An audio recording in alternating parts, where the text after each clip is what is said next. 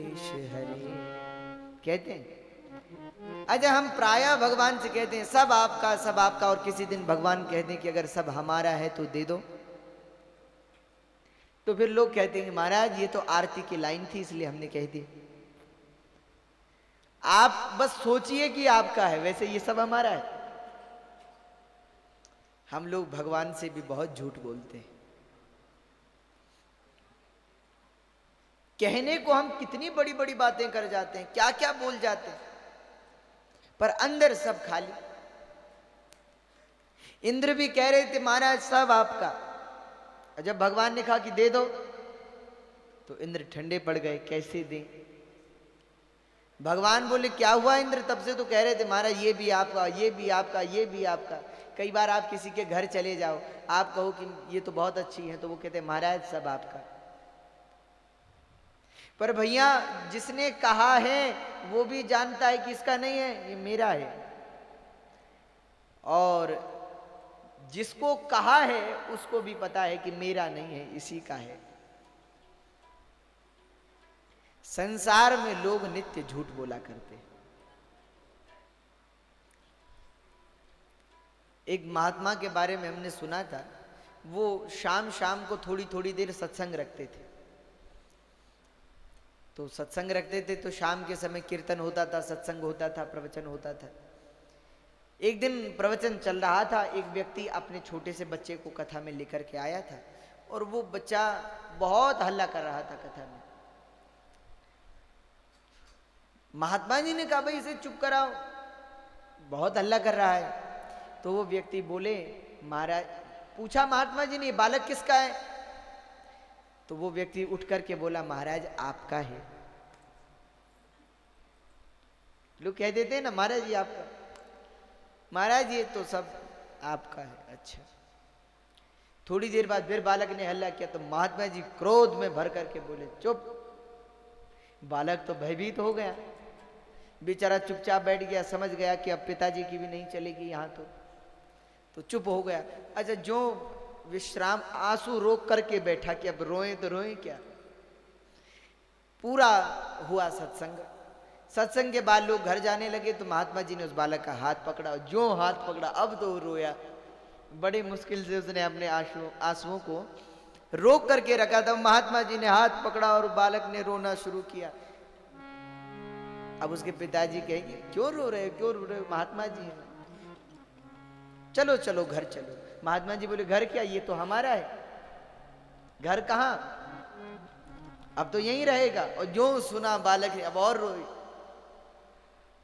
लोग इकट्ठे हो गए, महाराज क्या हो गया, जाने दीजिए, छोटा बालक है, क्यों परेशान कर रहे हैं। महात्मा जी बोले हम परेशान नहीं कर रहे, ये हमारा है।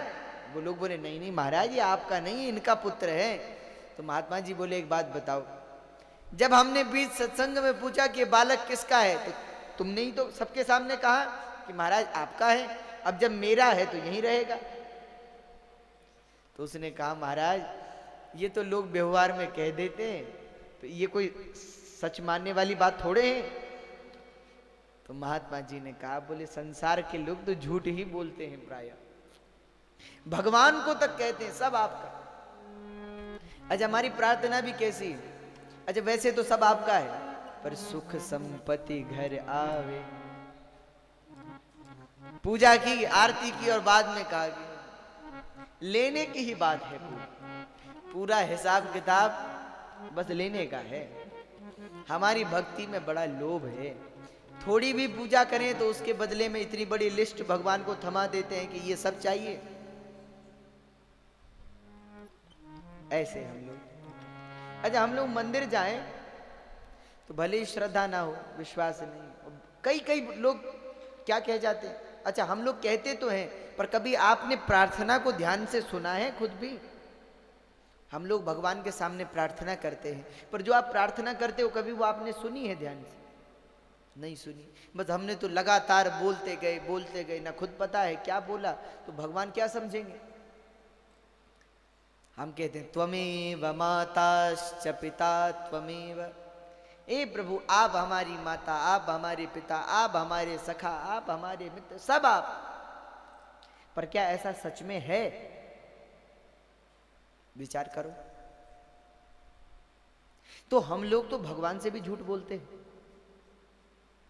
और संसार में खुद को सत्यवादी ठहराते हैं। हम तो बहुत सच बोलते हैं।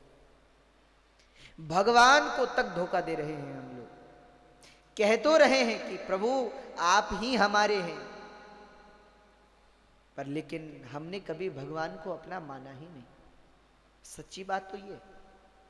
कई लोगों से हम पूछते हैं कि आपने भगवान को देखा है? आप लोगों से भी पूछते हैं, आप लोगों ने भगवान को देखा?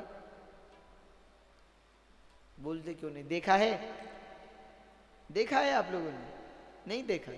बताइए, आपने भगवान को नहीं देखा तो क्या देखा आपने? अच्छा, कभी मंदिर गए हो?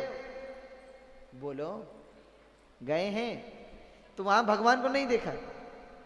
वहां देखा है। कभी कहते हैं नहीं देखा, कभी कहते हैं देखा है।